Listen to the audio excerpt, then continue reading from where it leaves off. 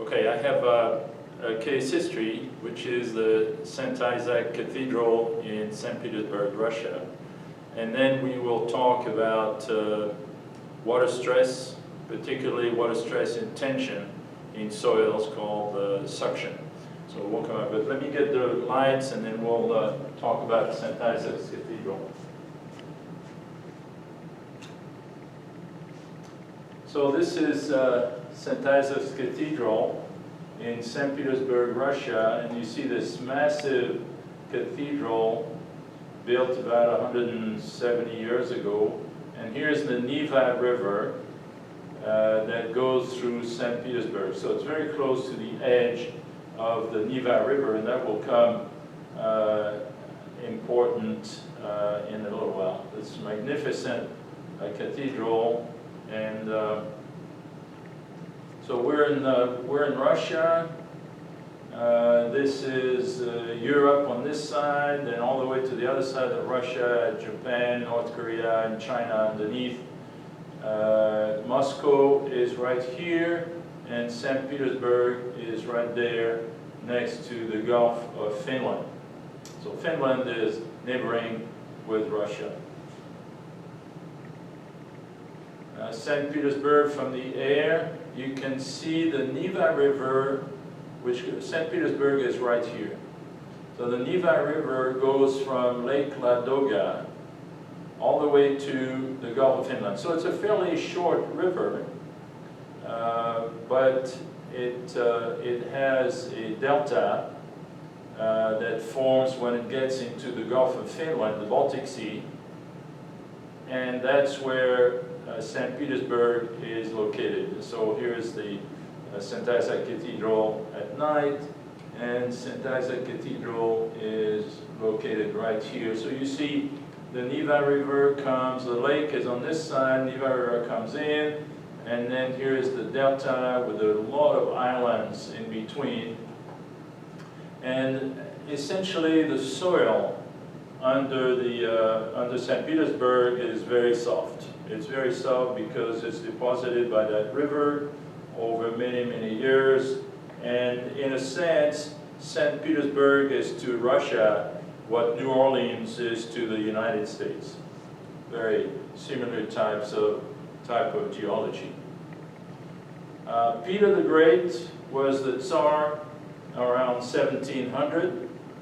And after many centuries of war between Sweden and Russia, Russia finally wins decisively, and in 1703, Peter the Great founded St. Petersburg.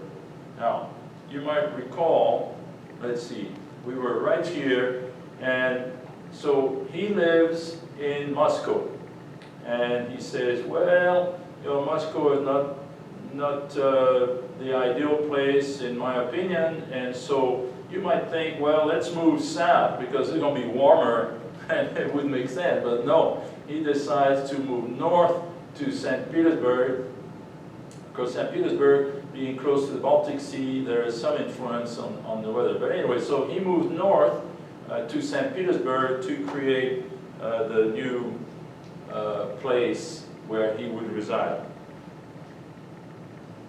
And St. Petersburg is really a wonderful, beautiful city. If you get a chance, do go visit. It's got a lot of churches. This is Peter and Paul Cathedral, the majestic Kazan Cathedral, Smolny. I really like Smolny, this white and light blue. It's a small cathedral, but very, very pretty. And then the Church on Blood, with these typical Russian roofs that look to me like the candy, the Hershey Kisses type of shape. So here is the, you can see an old map. The Neva River is coming here, and you have a lot of peat bogs, very compressible, very high water content soils. And St. Isaac Cathedral was built on the banks of one of the arms of the delta of the Neva River. I told you, Peter the Great, 1700 or so. So he says, all right, I want a church named after Saint Isaac, and they start in 1707, and wow, that's too small, let's destroy it and let's try again. So in 1717, he tries again, and then he's got a better cathedral, but that's not quite right yet. There are problems with foundation, the fire, and so in 1802, the architect Rinaldi develops the plans and starts construction for the St. Isaac Cathedral. And it lasted a long time, and Auguste de Montferrand took over as architect and finished the structure around the middle of the 1800s. The soil at the location, I told you, is influenced by two geological processes. One is glaciers. You're way up north, you have glaciers that are coming down and bringing soil and melting, and then you have the Neva River, which is here, and deposits a lot of alluviums around. So all this is quite soft. And in fact, you have a metro subway in St. Petersburg, but the subway goes down, way down into this layer of clay called the Vandian clay. So the metro in St. Petersburg is one of the record depth in the world, you know, going to something close to 100-meter depth for the subway system. So remember, soft materials. History of construction, Rinaldi, Briaud, Montferrand. So it took a while to get this thing built. You can see here the structure. Rinaldi put some piles, timber piles at the time. They were the most common. Remember 1700, 1800, we don't know about steel pipe piles and concrete piles and H piles and all this. So tree trunks are put upside down, driven in the ground, timber piles. And Rinaldi decides to put 10,000, almost 11,000 of those timber piles. But they're not very big, 0.26 meter in diameter and 6 to 10 meter long. Montferrand takes over the job after decades, and he drives an additional 13,000 piles under the cathedral. The cathedral by itself is about 100 meter by 100 meter. That's the imprint, if you wish, of the cathedral. And Montferrand builds piles about 10 meter long under the columns. And so you have a total of about 24,000 piles under this large structure, but they're very shallow compared to the size of the building, and they're shallow in a soil that is a deep, soft deposit at the location. So the problem will be, as you will see, the settlement of the structure. So the weight of the mat, there was a mat foundation right here, 7.5 meter thick. So 7.5, that's what, a 3-story building.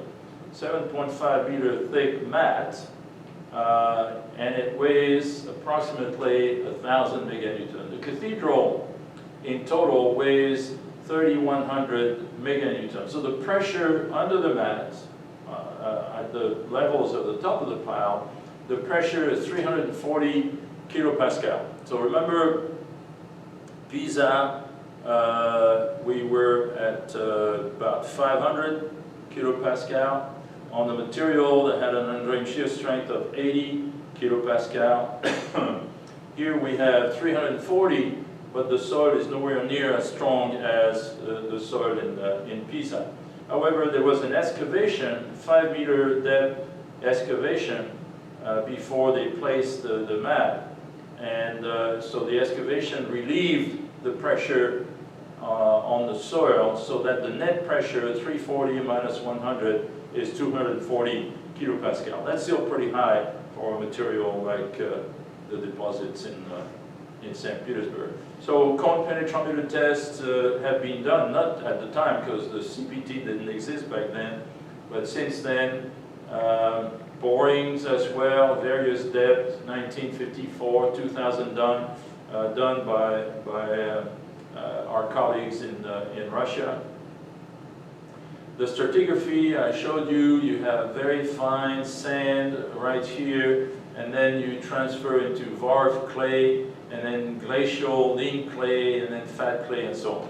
So you have these materials, soil properties. We were talking about water content not so long ago. You can see water content is at 30% all the way to 40%, and then it decreases as you go deeper.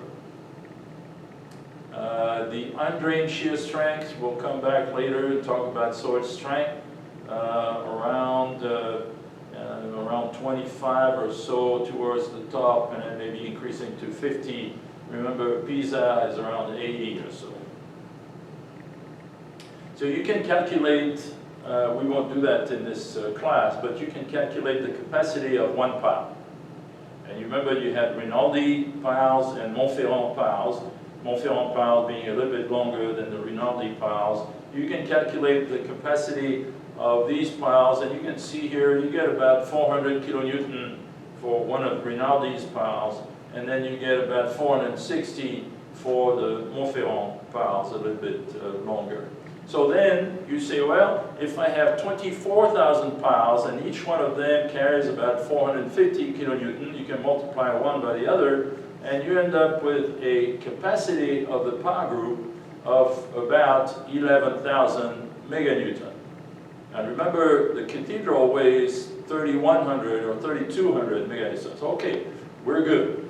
Except that the way these piles would fail would be in a block. They're so close together that they're actually acting as a block going down. And that's a key to, when you think of an engineering problem, think of how the structure could fail.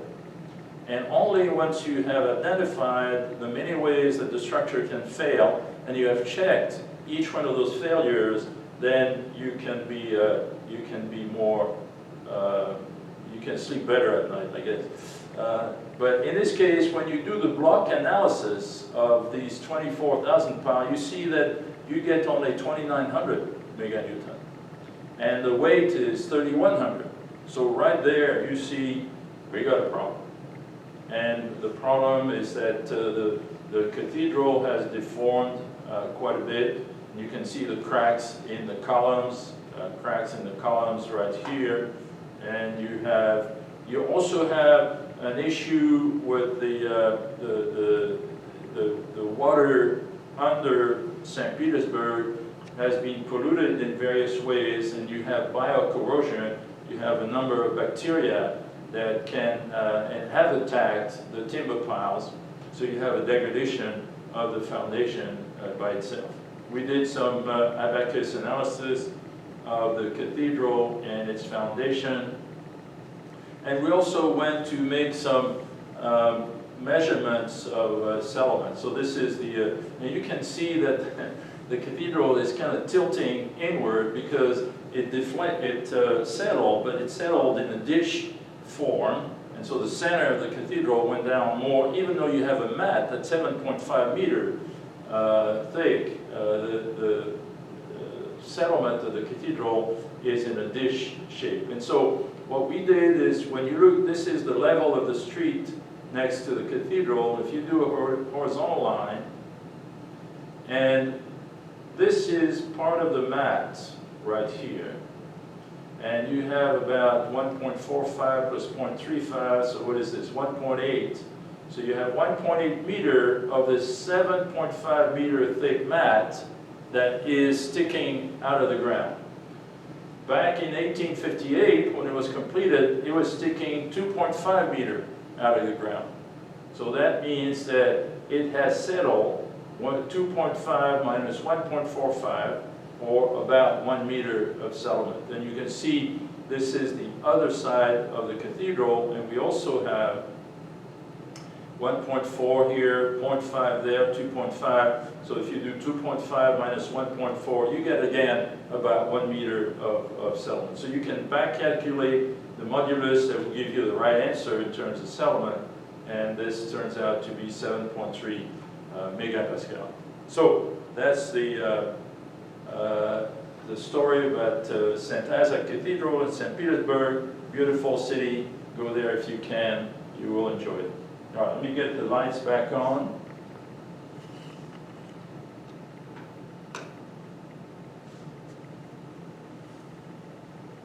And then we'll come back and talk about water tension. So last time I told you that I told you about effective stress, and we're going to write that equation again on the board. But today we're going to talk about water tension. And it's associated with the word suction. So water tension comes into play because effective stress is so important to us. Why is effective stress so important to us? Well, because it has a lot of influence on the strength of the soil and a lot of influence on the deformability of the soil. So it's a critical quantity for us. And remember, we say sigma prime equals sigma minus alpha UW. Sigma is the total stress, so sigma prime, effective normal stress, sigma total normal stress,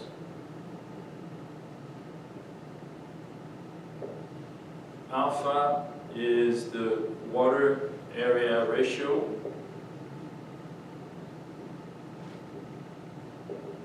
and UW is the water stress. So it can be in compression or tension.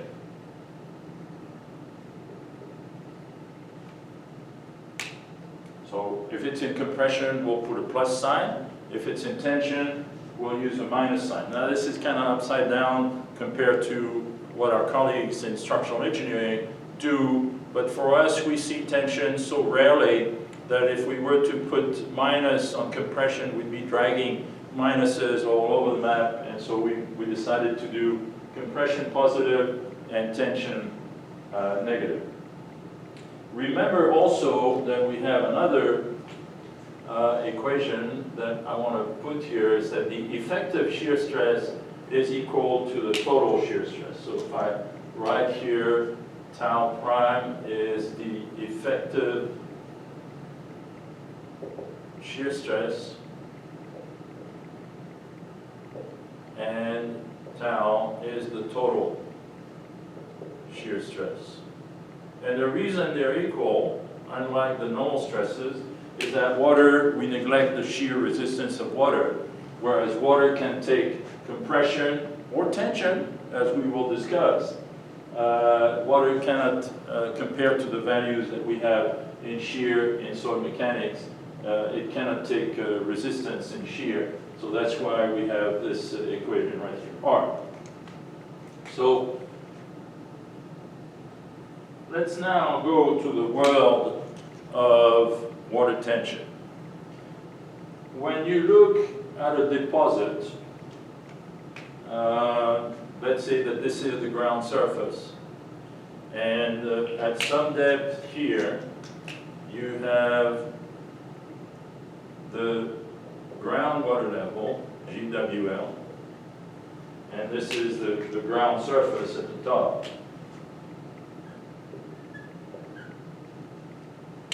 Then the water is in compression here, UW positive. We call it pore pressure. But I'm going to try to use water stress because compression is a stress, tension is a stress. So I'm going to try to use water stress or water compression and water tension so that this is consistent with what we do in other material engineering. And then here, UW is negative. So below the groundwater level, the water stress is positive, and above the groundwater level, the water stress is going to be negative. There will be water in many soils because, as I will show you now, the water can actually rise into this material. If you have big gravel soils, then the water will sit right here at this level, and the water will not be able to get in there because the voids are too large. And we'll see the reason why right now. Why does the water climb up into the soil? Well, let's go back to an experiment that you may have done a while back. And we're going to take a tube, a tiny tube, and we're going to put the tube in a bucket of water. So we're going to have water down here. And the tube is very tiny, and you will, if you do this experiment and you have a tube that's maybe 1 millimeter or so, you will see that the water goes up in the tube up until a certain height right here. And we're going to call this height H sub C for capillary height. If I zoom in on this particular location, if I zoom in here, what I would see is the walls of the tube. And then I would see the meniscus of the water that would actually have this sort of shape. The reason the water climbs into the tube is because there is a fundamental attraction between water molecules and silica. So we need to write this down. Attraction between H2O and SiO2, okay? Water and silica, all right? This attraction is to the tune of a force which is 73 millinewton per meter. Millinewton per meter. 1 newton is about the weight of a small apple. So 1,000th of a small apple, that's not very big. And you say, well, why won't we neglect this? Well, if you neglect this, you neglect the fact that the water can climb in there, that you can have soils that swell, that create all kinds of problems with houses and foundations and cracking and all that. So, well, this is relatively small. It's creating a lot of damage. All right, so there is this fundamental attraction. If you make the glass out of another material, plastic, or if you change the water to mercury, for example, there is a repulsion between mercury and silica. And so instead of the mercury rising in there, the mercury would actually go down in the tube. But that's the chemistry we're looking at. We have a lot of water in soils. Soils have a lot of silica. So that's one of the reasons why the water will climb, provided, as we will see, the tube is small enough. Now, let's go back to this. In here, where is that T force? Well, that T force is what is at the boundary here between the water and the tube. And so it's a force that's like T, like this. So 73 millinewton per meter of contact length. And so you have T right here. And you have an angle alpha between the green meniscus and the tangent at the end, and then the blue wall of the wall. All right. So when you plunge the tube, you prepare the bucket of water. You plunge the tube up. The water pulls up into the tube, and it's pulled up like an old sock, going up the tube all the way to where? Well, until the weight of this column of water, right here, column of water, is equal to the force that's pulling it up. So we can write the weight of this column of water is equal to the force, and we're going to do that right here. So what's the weight of that column of water? So we're going to take diameter little d for the tube. So the weight of the volume of that water column is h sub c times pi d squared over 4. That's the volume of that column of water, and then the weight is going to be times gamma w. That's the weight of that column. And then what's pulling it up is T, and we're going to assume, so that would be T times the circumference, or pi d, and then we need the vertical component, so we would have cosine alpha. So if I take out of this h sub c, and I simplify, the pi disappear, I've got a 4 on this side, and I end up with, what do I have? I've got 4t cosine alpha over gamma w times d. So that's how high and you can see that the height, the capillary rise height, is inversely proportional to the size of the tube, the diameter of the tube. So if you have a big tube, small height. Small tube, very high rise. So let's do some calculations. Example. Let's say that D, so you say, well, in the soil I don't have a tube. No, you don't have a tube, but you have a continuous path of voids that go from the water level up towards the surface. So these tubes are crooked, but they are tubes, and the water can rise in there.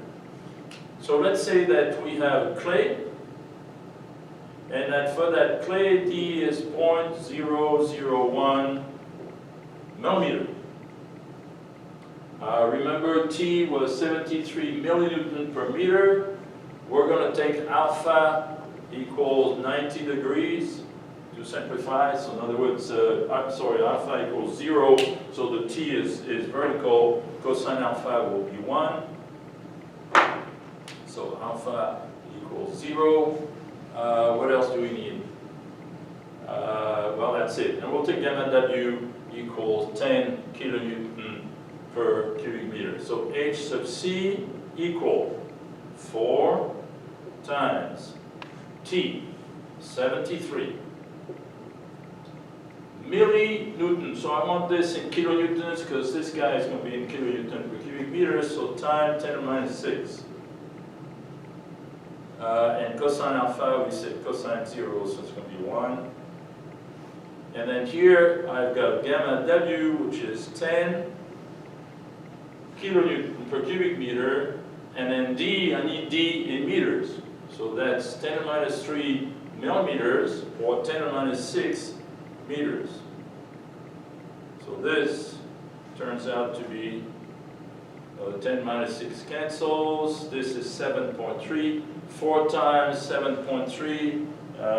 Let's see, I calculated that to be 29.2. 29.2 meters. That's how high the water can rise above the groundwater level in the soil. That's a 10-story building. So it really can go up. One more thing. I zoomed in on this side here. If I draw the pressure diagram in the tube and in this thing, so if I draw, I'll put an axis here, and that's going to be UW. So positive on this side, compression, and negative on this side, tension. Right here, I'm at the surface of the container, so I have 0. Below that, let me draw, I'll extend, so this is depth. And so in the diagram, this is going to increase below in the well, it's going to stop here, but it's going to increase below this point. And it's going to decrease above that because it's going to go into tension. And so this is the diagram. And right here, what is the water tension right here? Well, the water tension is minus HC gamma W at that point. So what happens is, again, if I zoom in here, I could have something of the order of minus 1,000 kilopascal. Pretty high suction. This one would be 29.2 times 10, so 292 kilopascal. But let's say we have minus 1,000. On the other side, you have 0 because you have atmospheric pressure. So how can you have minus on 1,000 on one side, 0 on the other side? You have to have equilibrium at any boundary, unless you have a membrane. If you think of the tires in your car or your bicycle, you have a fair amount of pressure inside the tire, and you have no pressure on the outside. The reason you can keep that differential pressure is because you have the tire as a membrane that allows you to hold, most of the time, the pressure inside the tire. So this is a membrane. The water has a membrane at the top of the surface. This is actually called the contractile skin. And you may have seen bugs actually walk on water. The water strider is an example. You have a picture in the book on page 257 where you see a water strider that's actually gliding on the contractile skin at the surface of the water. And the reason that that membrane exists is because essentially within the water, the mass of the water, once you're in the water derives its tensile capacity because water can resist a lot of tension, a lot of compression, and a lot of tension if it's confined. And the reason for this tensile capacity of the water is van der Waals forces. These van der Waals forces act in all directions. So when you're inside the water, it's pulling and stuff, and it's creating the tensile capacity. When those forces start to act at the boundary, they can pull from under on the side, but they can't pull from the top because there's air. So instead, what happens is they pull a lot harder on the sides, and that is what creates the contractile skin. If you didn't have this phenomenon, you could not have the water rising because you couldn't sustain a difference in pressure between the water tension on one side and 0 on the other side. Okay, so it's contractile skin. Now, what happens, let me go back here. So let me erase this.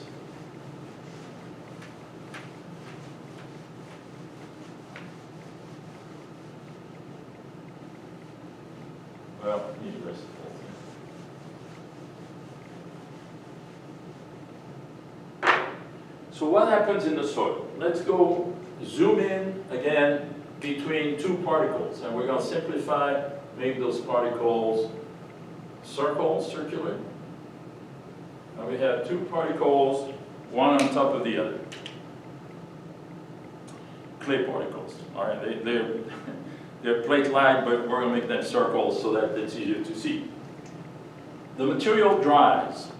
So it used to be full of water. In the voids, you have other particles, here are voids, but the material dries. The water evaporates out of the pores, but at some point there's still water in it. It's not completely dry, and the water goes into tension, and so inside here you may have, and I've used the number minus 1,000 as an example. It's not always 1,000, it can be something else. But you have in here tension, minus 1,000, and then you have you remember the contractile skin that acts at the interface between the silica and the water. So if I draw a free body diagram of particle number 1, and I drop particle number 2, what will be left is this, particle number 1, and then I'm going to have, I'm taking out the water, so the water is pulling in that direction, so if I take out the water, it's going to pull in the other direction, and then now I've got two forces that are pulling on the particle. The other one, if I did the free body diagram of the one below that, you would have these forces going in the opposite direction. And so those two particles are drawn and pushed towards each other because the water is in tension. Think of it that way. The two particles here, and in between you've got that water in tension that actually sucking those particles together. And that's why the material becomes hard when it dries. If you take a piece of clay, and it's wet as can be, you put it on the lab table, and you just wait 24 hours, let's say. When you come back, it's hard. And it's hard because the water has evaporated in the air, and the two particles have been drawn together. So you say, oh my goodness, that's good. Now we can count on this added strength, for design purposes. The problem is, if it rains again, or if the material becomes wet, if you take that piece of dry soil, dry clay, and you put it back in a glass of water or a container of water, then it loses its strength because now you defeat the tension. And you put back more water, you defeat the attraction, and so we call that apparent cohesion. So beware of that. It will become hard, but it's only temporary if the material gets wet again. So in trying to summarize this, what I want you to remember is, number one, when you're below, when you're below the groundwater level, then the water is in compression, the water stress is positive. But if you're above the water level, then the water is in tension, and the water stress is negative. We identified two types of water tension. So water tension is a stress, okay? It's what we call UW. Often you will hear the word suction. And water tension is due to suction. Suction is a potential. Water tension is a result, if you wish, and that means that UW is going to be negative. There are two phenomena that are responsible for the possible water tension. One is matrix suction, and the other one is osmotic suction. Matrix suction is, as an example, so exempli gratia, capillary rise. Okay, but capillary rise, we showed that 290, 300 kPa, but you have some other minerals in soils that can generate a lot more than 300 kilopascal. You know, this matrix suction can go up, you know, some of the maximum values we've seen is probably 1 million kilopascal, okay, up to about 1 million kilopascal. The osmotic suction is a different phenomenon. So I told you about capillary rise. Let me give you an example of if you take a container of, this container is kind of a magic container, but imagine that you have a container that looks like this, and you have here a barrier, and on this side you have salt water, and on that side you have distilled water, so just water. Okay. And this magic barrier allows flow from one side to the other, but not in reverse. If you did that experiment, you would see that this level would go down, and this level would go up. Why? Because water is attracted to salt. And I could never remember when I first looked at this, is it going to go in this direction or that direction? And the trick that helped me to remember is that when I eat a lot of salt, I get thirsty. All right, so the water will go towards the salt. The water goes towards the salt, and that difference in height creates tension in the water, and that's the source of osmotic suction. Typically, the osmotic suction is a small part of the total suction. So when you put the two together here, then you have total suction. So this is total suction. And this total suction generates the water tension. So these are the two reasons for one last thing here, the relationship to relative humidity. RH, relative humidity. So, you know, in the classroom here, we have air conditioning. The relative humidity is about 50%. If you're in Nevada somewhere or a Sahara Desert, very low relative humidity, you could be close to zero.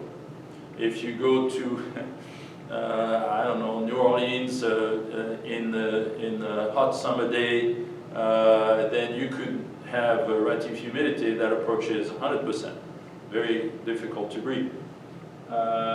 And this relative humidity is a well-defined physics parameter, but essentially it tells you how much room there is for the water to go into the air. So right here, you know, we have the air, and there is a lot of room for the water to get into the air.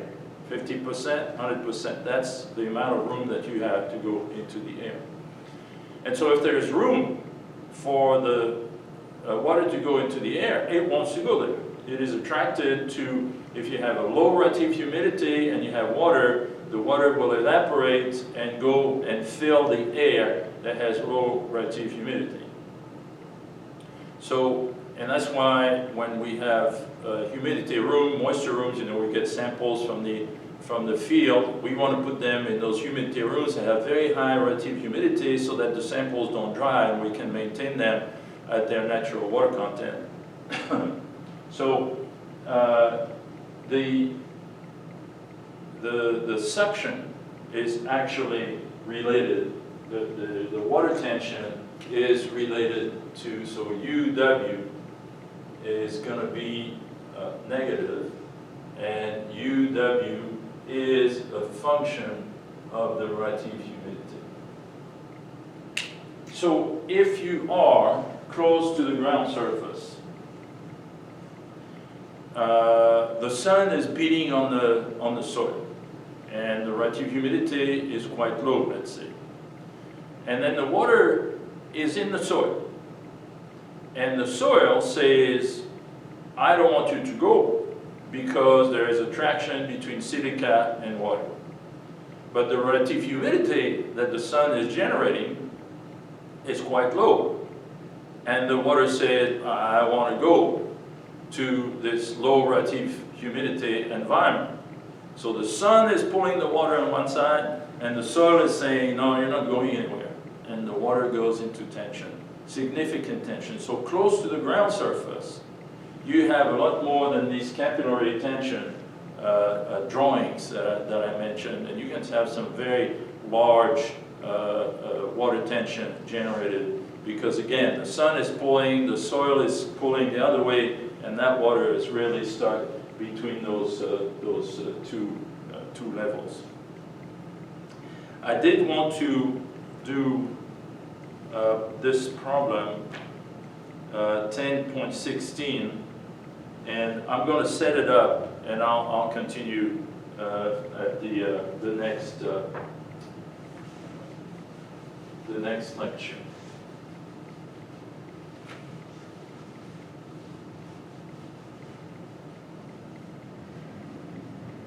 So the idea is to calculate the tension and the stresses in the ground. So we have a problem with we have the groundwater level down at 5 meters. So this is 5 meters. This is the ground surface, and then we have the soil is uniform. We have a water level. So the groundwater level is at 5 meters. Groundwater level at 5 meters. And then the soil goes deeper than that, to some depth. And then we have the top of the capillary zone, which is right here. Last time when we did the example, we put the capillary zone at the ground surface, and the distribution was linear. So this is top of capillary zone. The material has a unit weight of 20. So gamma is equal to 20 kilonewton per cubic meter. And then we're going to have to do the stress profiles for this particular problem. So we're going to stop here, and then next time we'll start by dealing with this problem. See you next time.